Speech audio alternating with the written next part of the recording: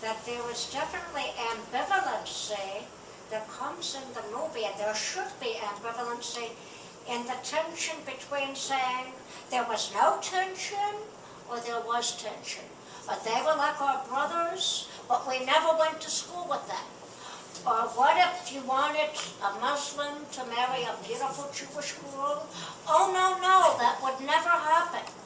I hope you are objectively aware that there is ambivalency in the movie, and there should be. Do you understand my question, my comment? Or can you say it to him in French, please? No, I would like him to answer the question. Je crois que j'ai compris, elle m'a dit qu'il y Est-ce que avait tu es conscient du fait qu'il y a une ambivalence et que... Bien sûr. Als we zo niet nog bij vrienden, want dan gaan we op een soort petit. Ambivalence. C'est-à-dire ils vivaient à la fois côte à côte, mais il y avait une frontière qui était bien définie. Par exemple, ils se mariaient pas ensemble. Donc voilà, il y avait une frontière qui était effectivement bien définie entre ces deux communautés. Et en même temps, il y avait une coprésence et Haim hoe je daar alle ambivalentie op ligt neerschwitskillen te zeggen, of mag toch een cadeau was zo te zeggen? Tu t'es rendu compte pour cette ambivalence avant de faire le film ou pendant le tournage? C'est plutôt ça, sa question. Non, je savais avant. Combien de temps vous avez pris pour faire ce film? Ça m'a pris 4 ans. 4 ans.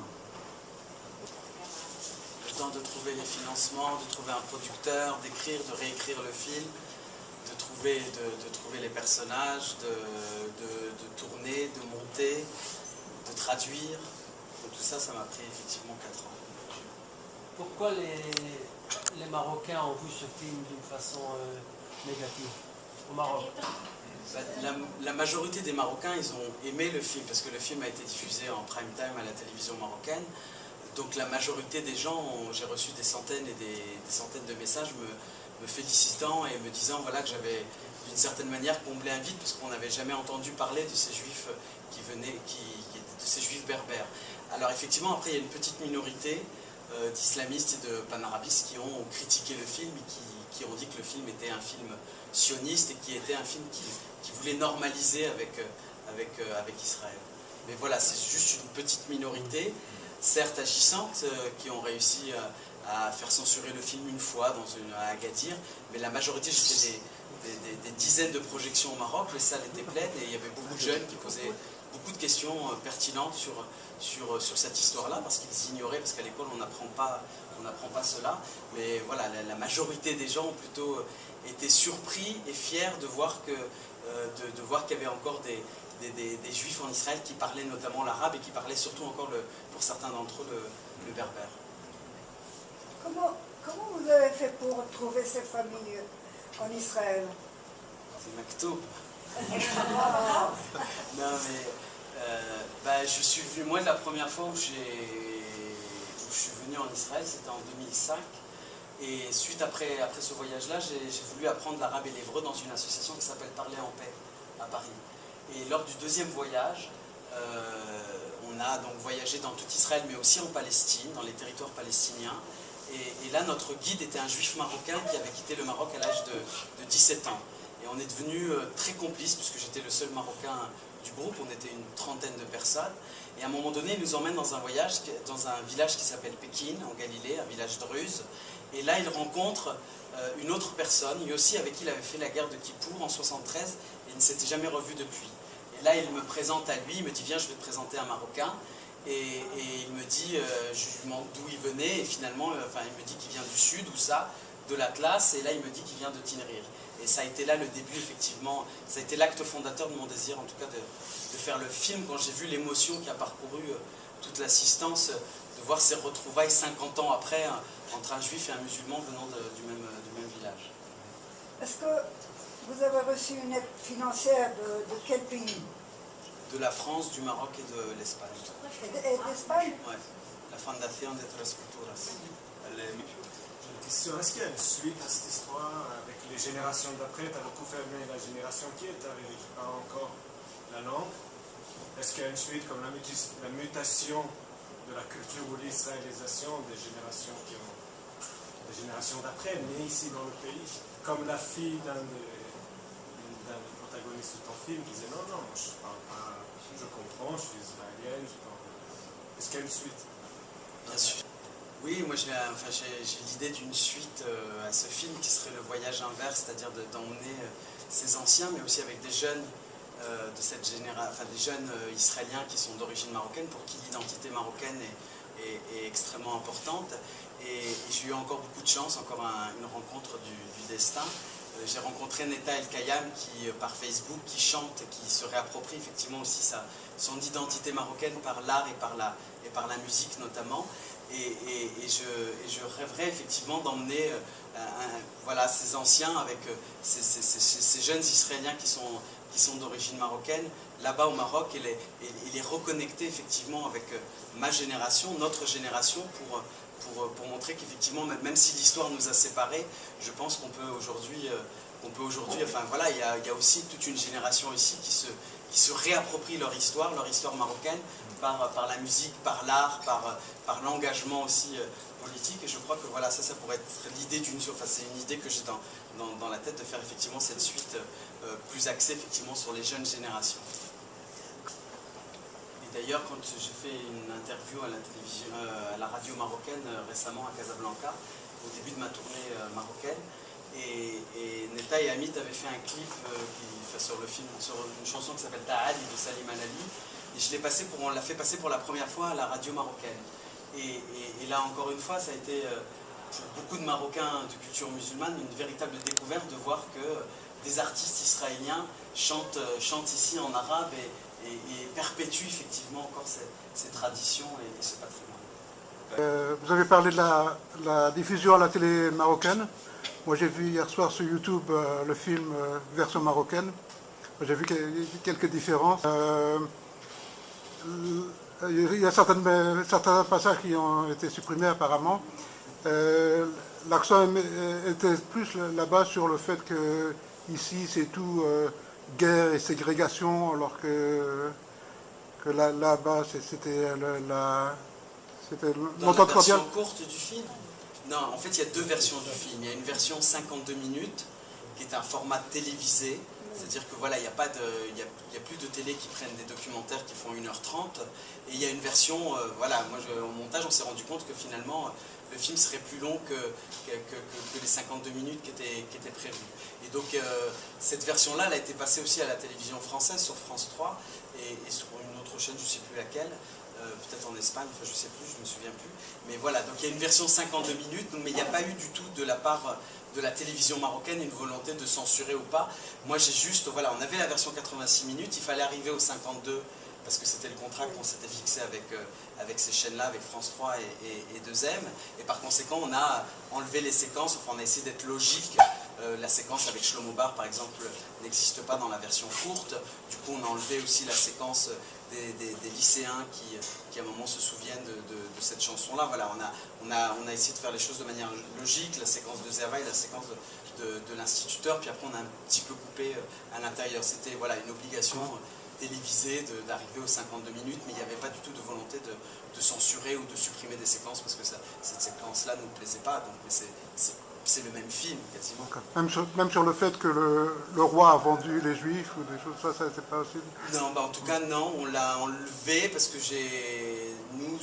non, parce qu'on en parle au Maroc. Enfin, il y a une revue très connue au Maroc qui s'appelle Zaman, qui est une revue d'histoire, et qui revient effectivement sur ces histoires de négociations secrètes entre le gouvernement marocain de l'époque, le palais, et les organisations sionistes pour faire partir les juifs. Ça on le sait maintenant, enfin les historiens marocains encore, en tout cas travaillent sur ces archives sans aucun tabou. Est-ce que vous voyez pas l'histoire, comment cette page de l'histoire est traitée actuellement? Non, malheureusement là c'est le grand combat qu'on est en train de mener avec quelques-uns, effectivement de faire inclure aussi cette part juive de l'identité marocaine, mais pas seulement la part juive, mais aussi la part amazigh, la part sahraoui. La dernière constitution marocaine, notamment l'article 1, reconnaît toutes les identités marocaines, reconnaît la pluralité en tout cas des identités marocaines, mais maintenant il y a un vrai combat à mener de passer des mots aux actes, c'est-à-dire qu'effectivement les jeunes Marocains apprennent une histoire qui est mutilée de toute cette histoire-là. Et je crois que c'est un vrai combat qui est à mener, parce que c'est le meilleur vaccin, je crois, contre la meilleure antidote contre les discours populistes, de nier cette histoire-là. Cette histoire, enfin voilà, c'est 3000 ans de présence au Maroc, et je crois que l'identité juive est partie prenante de l'identité marocaine. Les officiels le reconnaissent, mais maintenant, il y a un pas à passer maintenant, il y a une réforme totale à faire des programmes scolaires marocains. Je ne sais pas si ça va vous réconforter, mais c'est le même problème en Israël. L'histoire du Maroc non plus n'est pas tellement dans l'histoire des livres d'histoire israélienne. C'est aussi un combat qu'il faut mener. אפשר לשאול שאלה קצת פרובוקטיבית? אנחנו בארץ, אפשר פרובוקציה. כפי שיהדות אשכנז, אירופאים, ניצולי השואה, Holocaust survivors, יכלו לדרוש פיצויים, reparations, reparacion, מגרמניה משנות ה-50 והלאה. האם להבדיל, יהודים ממרוקו יכולים לדרוש פיצויים ממדינת מרוקו על כל העושר שהשאירו לאחורה? שאלה אחרת, כי בסרט מזכירים יהודים ממרוקו תצא מלשכת העבודה, ויהודים מפולניה תשב ונדבר. אז יש השפעה, comparison. יש comparison.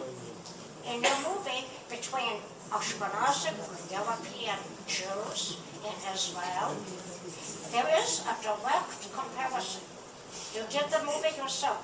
So I'm asking the question, can Moroccan Jews in Israel ask more reparations from the country of Morocco for the wealth they left behind? And Moroccan Jews from Casablanca were probably richer. They were richer than people who were the Romans, who had small shops. Can you answer that question? If you want, je peux te traduire ce qu'elle a dit. S'il vous plaît. Can you translate?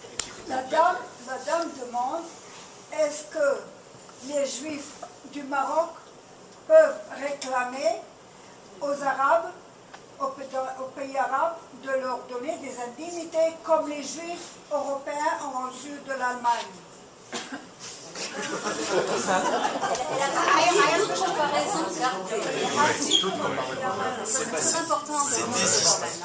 C'est deux histoires qui n'ont rien à voir. Enfin, les Juifs marocains n'ont pas été chassés, n'ont pas été expulsés, Voilà n'ont pas été.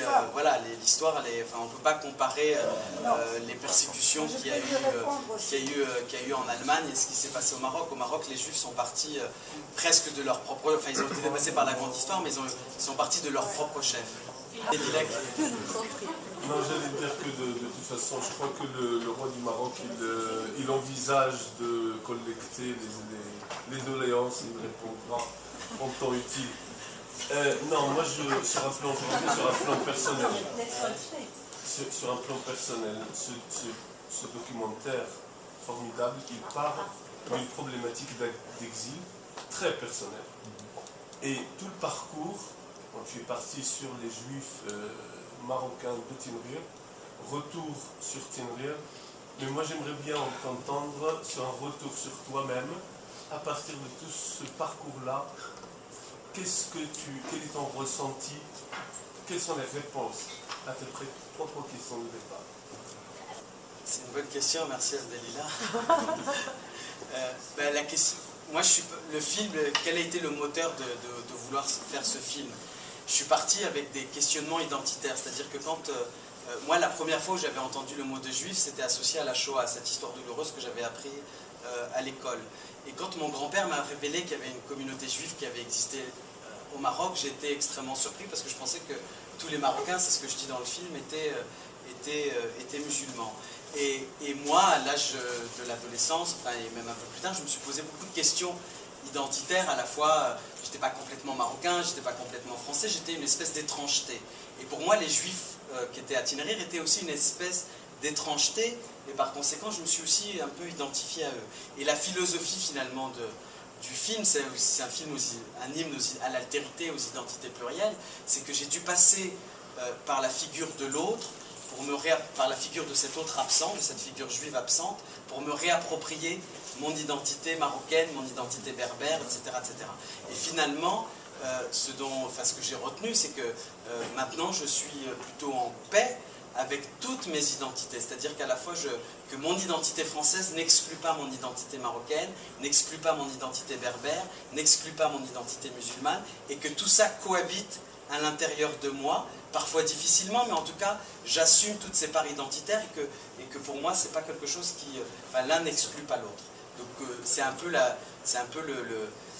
l'intention que j'ai voulu donner effectivement à ce film, c'est que on a besoin pour savoir qui l'on est, on a aussi besoin de l'autre et que cet autre, même si voilà, on peut faire des démarches individuelles pour essayer de retrouver. Donc moi en tout cas, je me sens plutôt en paix effectivement avec toutes mes identités. Dans le même sens, j'ai un ami qui s'appelle Roger Derry, qui a un jour expliqué qu'il est né au Maroc et il a fait des études en français à l'école de la mission universitaire et culturelle française, et là il a appris que ses ancêtres étaient gaulois, et donc il a voyagé en France pour voir ses ancêtres, et là il a appris qu'il était juif, et il est venu en Israël pour apprendre qu'il était marocain.